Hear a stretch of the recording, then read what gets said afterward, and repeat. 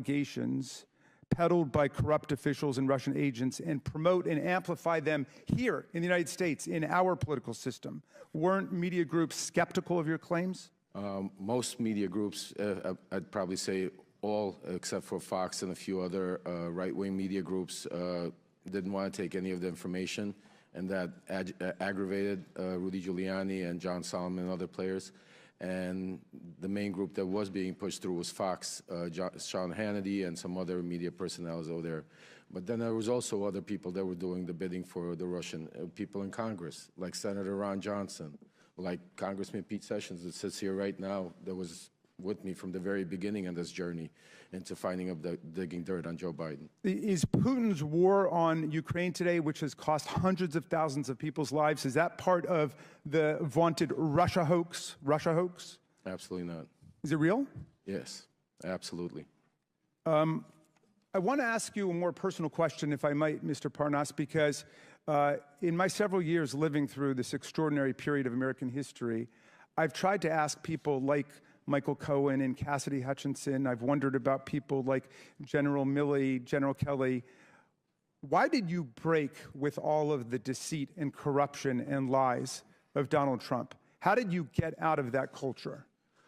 I mean, it was very difficult. I actually had to hit a brick wall myself and get arrested, and to be able to get out of that cult, because when you're in that cult, when you're around them, you have blinders on, and you're only able to see a certain amount of information. You're only able to hear the certain amount of information. You're not allowed to go out of the circle. And if you go outside of the circle, then you're not in the circle. So eventually, you brainwash yourself to believing certain things that are not true. When I was arrested and had some time to reflect and really understand what was going on, I started realizing, looking back and thinking back to moments in time of where I started thinking myself that this can't be true and we're doing something wrong. Well, thank you for telling the truth and helping America to end this nightmare. I yield back to you, Mr. Chairman. Chair now recognizes the chairman of the House Judiciary Committee, Jim Jordan. Thank you, Mr. Chairman. The ranking member just said that, quote, Joe Biden was opposed to corruption. Really? So opposed, he leveraged $1 billion of American tax money to fire the prosecutor in Ukraine who was investigating Zolochevsky at Burisma, the company Hunter Biden sat on the board of. Wow. And the prosecutor who replaced Shokin, that Mr. Parnas referenced in his opening statement, Mr. Lutsenko, guess what he did? He took Zolochevsky off the wanted list and dropped the charges. Wow, he's really, really opposed to corruption there. Mr. Bobulinski, who's the big guy? Joe Biden. Are you sure about that? Because when Jordan, Joe Biden. You're sure?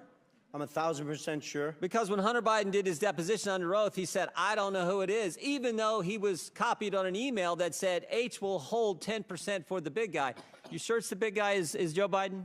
1,000%. And there's other text messages that back that up, that the brave whistleblowers, Shapley and Ziegler, have produced. Not from my phones, not from my BlackBerry that I took screenshots from.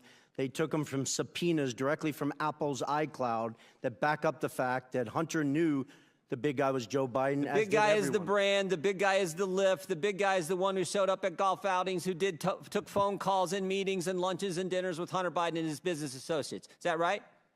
Correct. Mr. Galanis, you referenced in your opening statement, May 4th, 2014, you were at a party at a restaurant in Brooklyn, New York. Can you tell me who else was there? Yeah, it was a birthday party, so there were more than 100 people there, but amongst them was Devin Archer, myself, the host, Alex Kuklarski, Yelena Baturna, her husband, and then Hunter Biden joined. And tell us, I think you referenced a phone call that took place. Tell the committee what happened with that phone call. Who was involved in that phone call? As I testified in my opening statement, it was Yelena Baturina, her husband, myself, Hunter initiating it, Joe Biden on the speakerphone, and Devin Archer. So there was a little pull aside where that group of people you just described were pulled aside, and Hunter Biden called his fathers or called the vice president. Is that accurate? That's accurate. And then tell me what was discussed on the call. The discussion that testified it was a relatively short discussion, but it was a discussion about Yelena and Yuri coming to town. As they testified specifically, they talked about being good to his boy, and it was. Ended. Well, let me ask you this. Mentioning that, Mr. Galanis, let me ask you this. Did you get the impression Joe Biden was expecting the call? Yes, to me it was clearly set up ahead of time. It was an arranged call. So this was arranged, this was coordinated. Hunter Biden calls his father, then vice president, and I think in your deposition he said this, "I'm here with our friends that I told you were coming to town." So it's our friends, and I told you this was going to happen, which suggests that it was most definitely coordinated. Is that accurate?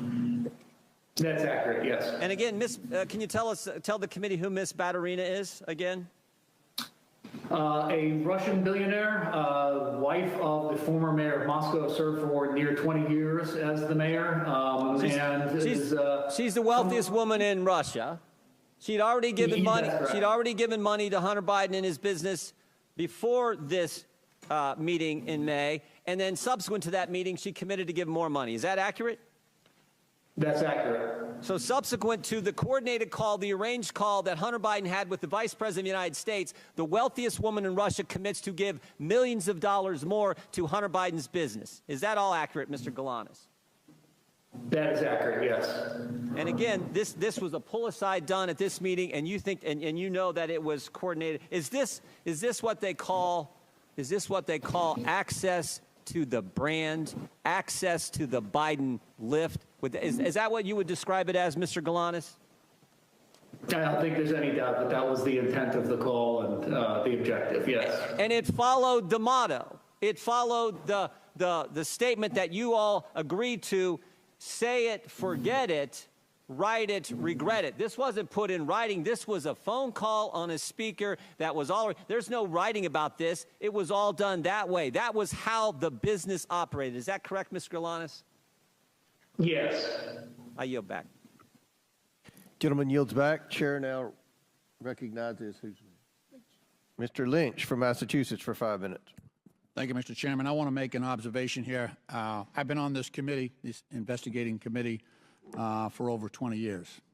And as an attorney before that, I've had sufficient training and experience to say that with high confidence that when you review the entire record of evidence of these hearings going back over a year, you've actually provided more evidence to impeach Donald Trump for a third time than you have in so much as laying a glove on President Biden. We keep on hearing about the Biden family. When you hear someone say the Biden family, that translates into we have no evidence on the president, so we're going to use the Biden family to try to implicate President Biden.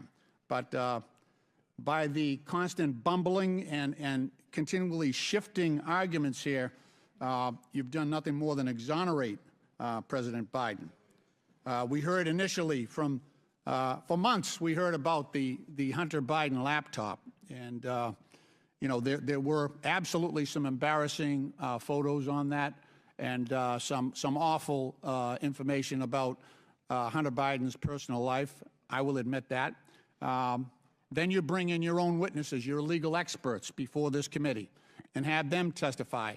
And what they said was amazing. They said there was no evidence to even suggest that there was support for articles of impeachment against the president. That was your legal experts, the Republican legal experts that said that. Then we have statements by Mr. Jordan saying that Mr. Smirnov was the most corroborating witness that the Republicans had, the strongest witness that they had.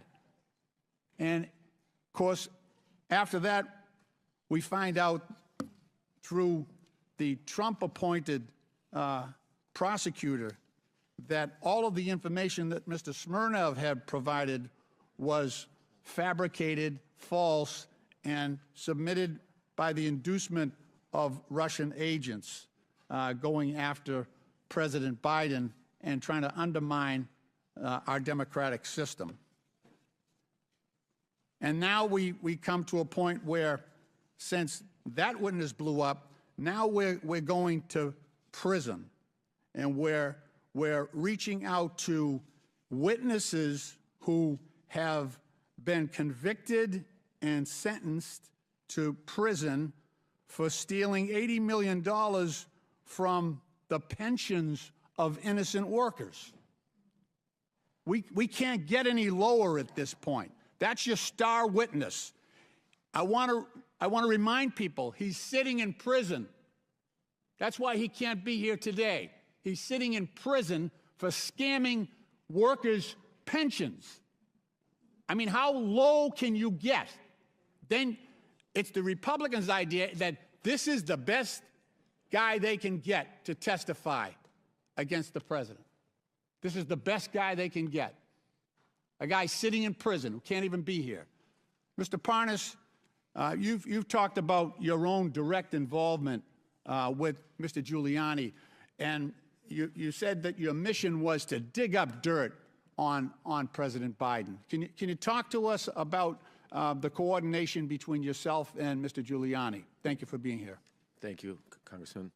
So basically, it was a shadow diplomacy run by Trump and Giuliani, where Giuliani was the shadow diplomacy Secretary of State. I was his right hand and basically the point person in Ukraine to not only dig up, validate, search, whatever needed to be done to try to find up some corruption against Joe or Hunter Biden to be able to present. Once I would receive whatever information I received, I would then meet with him, John Solomon, other members of the team like Pete Sessions and Derek Harvey or other people there to discuss what we found. At that point, from there, Giuliani would then go to the White House and share with the president. And that was the line of communication. You said also in your testimony that members of this committee, the Republican leadership, should have known before Smirnov was indicted that this information was fabricated about President Biden. Could you talk about that? Congressman Lynch, not that they should have known, they did know. They knew exactly what was going on. They knew that the evidence was not vetted. This information was just coming in from anywhere from left to right field, and it was being pushed straight to the halls of Congress without zero verification of it. Okay, thank you. Mr. Chairman, my time has expired, and I yield back. Gentleman's time's expired. Before I recognize Mr. Palmer, I'd like to enter into the record the testimony of Tony Bobulinski with the committee on February 13th, 2024. It corrects the record of Representative Garcia's, who did not provide your entire testimony. On page 147, you told the committee about your understanding of who invited you to the events referenced by Mr. Garcia. So without objection, I'd like to enter into the record the entire transcribed interview of Tony Bobulinski. And Mr. Chairman, I'd like to enter for the record an article from today's Daily Beast entitled "Texts Reveal More Russia Ties for Key Anti-Biden Witness Bobulinski." Okay, Daily Beast. Without objection. Chair now recognizes Mr. Palmer from Alabama for 5 minutes. Mr. Bobulinski, I have very limited time, and I want to get through a lot of information, so please answer these questions with a yes or no, if you don't mind. You have met Joe Biden, isn't that correct? Correct. In fact, you had a meeting with Joe Biden, isn't that correct? 2 of them. One of those times was before the Milken Conference in Los Angeles, May of 2017, is that correct? It was during the Milken Conference. You provided a great deal of documentation to this committee. I want to show you some messages between you and Hunter Biden, be on the screen here, in May of 2017 before you first had a meeting with Joe Biden. These are messages between you and Hunter Biden dated May 2nd, 2017. Do you recognize these? I do. At the bottom, Hunter wrote, "Dad, not in now until 11. Let's me and Jim meet at 10 at Beverly Hilton where he's staying." Jim is James Biden, President Biden's brother. Is that correct? Correct. The next set of messages is, if you put those on screen, is between another business associate of Hunter Biden's and you. His name is James. Do you recognize it? I do.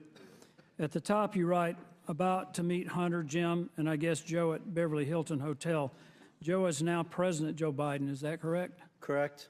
This chat between you and Joe Biden, Jim Biden, Joe Biden's brother, you write to Jim, "Great to meet you and spend some time together. Please thank Joe for this time. It was great to talk. Thanks, Tony B."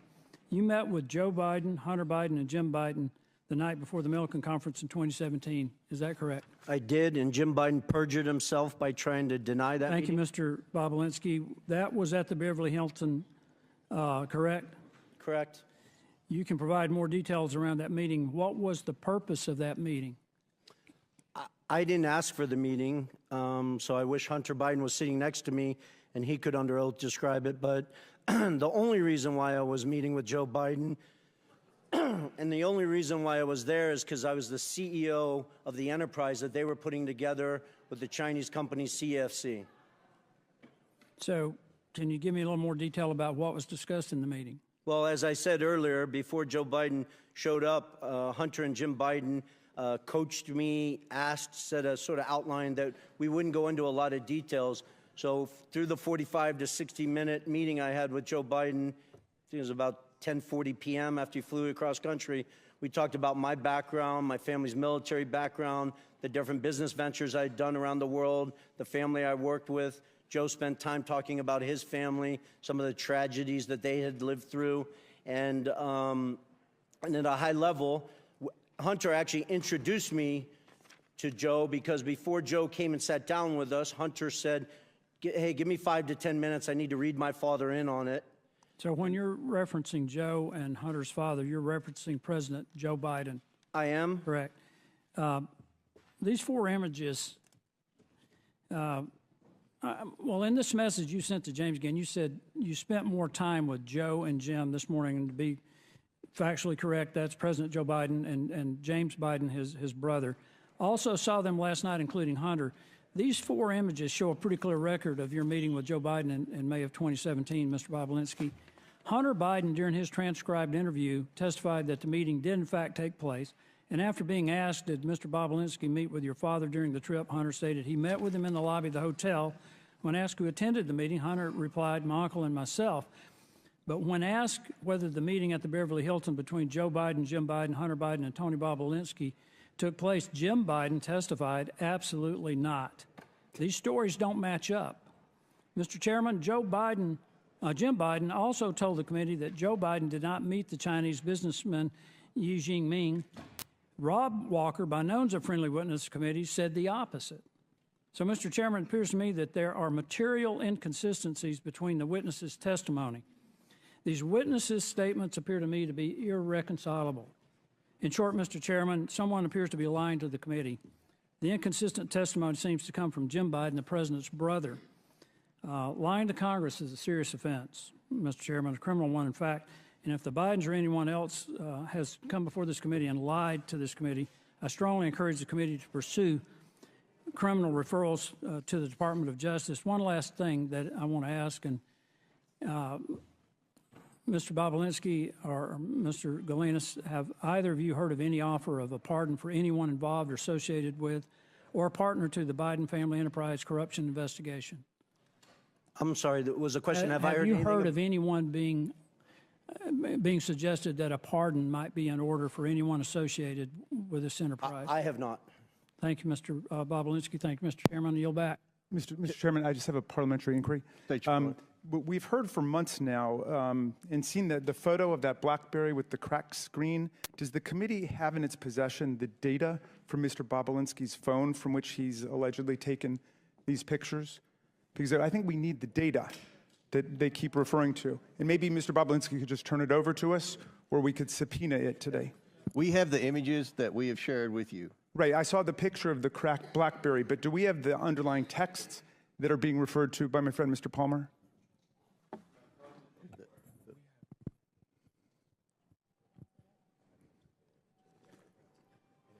Mr. Bobulinski previously said he'd be happy to turn over his phone. We have pictures of all the text message screenshots that we've provided with everyone on the committee. Okay. And all right, well, of course, he's just given us, obviously, the ones he's selected.